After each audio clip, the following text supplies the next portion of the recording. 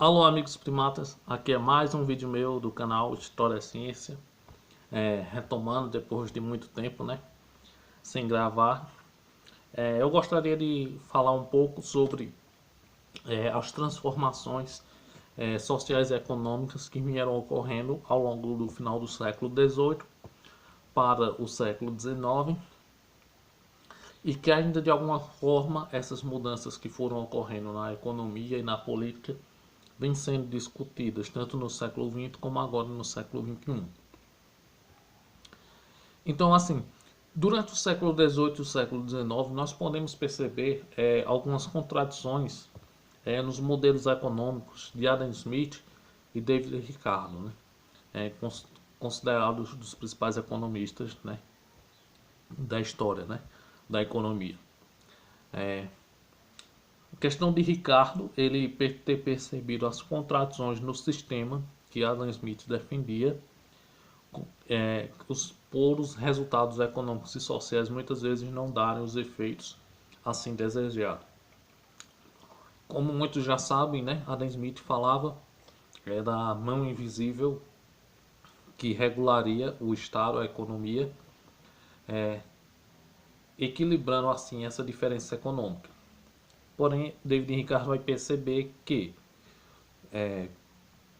com o aumento da industrialização há um grande fator que é o desemprego causado pelas máquinas. As máquinas começam a substituir o trabalho humano, o trabalho braçal. Isso foi uma coisa que não foi observada por Adam Smith, até também por um contexto de épocas, também diferente, Adam Smith vem antes do século XVIII, do século XIX, mas precisamente ele está entre o século XVI e o século XVII, as suas publicações. E acabou não percebendo isso e acreditava que o mercado ia se regular sozinho, sem levar em conta esses fatores da industrialização.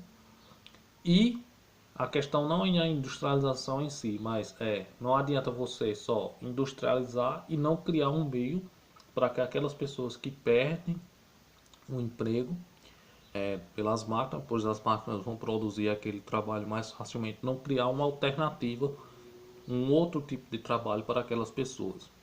O que é muito discutido é o projeto Vênus, no documentário Zeitgeist, alguns meios, que é justamente isso, fazer com que as máquinas não sejam vistas como inimigas do trabalhador, mas apenas um meio de um trabalho mais útil para a sociedade, sem deixar o homem totalmente desamparado com o avanço tecnológico, Ao mesmo tempo que você não criaria mão de obra, segundo a lógica dos criadores desse documentário e da produção do Zeitgeist, como Jack Fresco, você também não deixaria de ter um avanço tecnológico e nem deixaria a mão de obra desempregada, dos trabalhadores.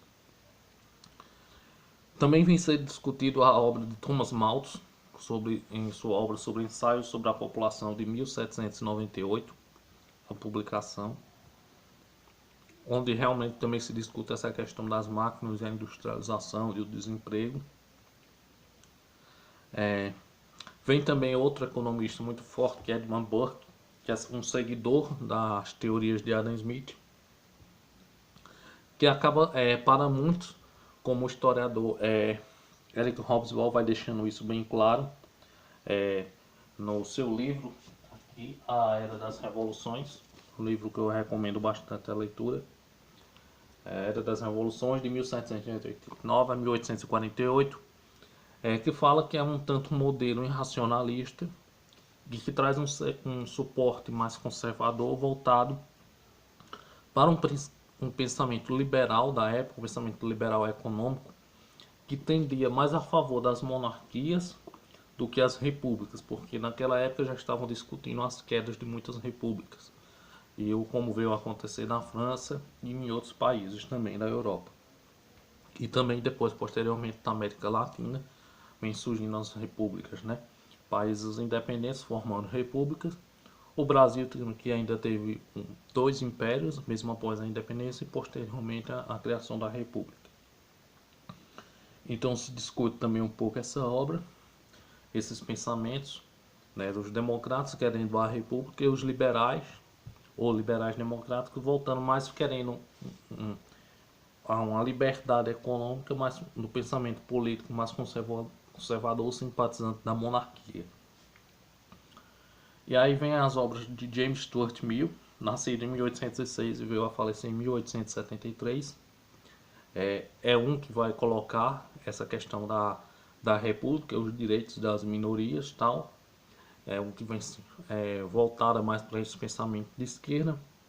Contrariando é James Mill, que é o seu pai, que segue uma democracia liberada mais pela burguesia, né? Pensamento que é o que eu falei, o pensamento liberal conservador, muitas vezes simpatizante com a monarquia, com as monarquias, né? Desde que as monarquias constituíssem a liberdade assim, econômica dos meios de produção, né? Não ficasse como em outras monarquias anteriormente, onde era totalmente o rei ou a realeza que estaria no comando do processo econômico. E obviamente que no meio desse processo e no meio dessas discussões, há os pensadores, filósofos e economistas que vão aderir ao pensamento de Marx e Engels, e também os pensamentos, né, dos anarquistas como Proudhon e Bakunin. Bem, era só isso. Peço a todos que se inscrevam no canal, dê o joinha, adicionar os vídeos aos favoritos, curtam minha página no Facebook, me sigam no Instagram, Ricardo História é Ciência, e muito obrigado.